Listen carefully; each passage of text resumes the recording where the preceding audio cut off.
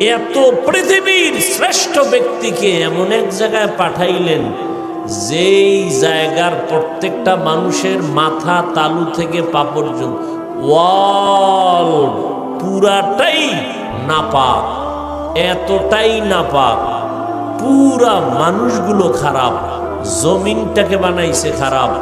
ওই ময়দানে ওই চূড়ান্ত একটা খারাপ মানুষের মাঝখানে সৃষ্টির শ্রেষ্ঠ পবিত্র নবীকে আল্লাহ পাঠাইল।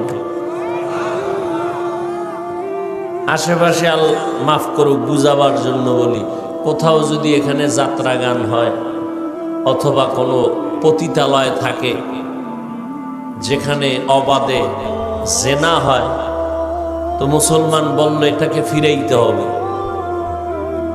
তো ছোটখাটো কিছু হুজুর আগে পাঠাইবে, বড় হুজুর বাংলাদেশের যাইব না আগে।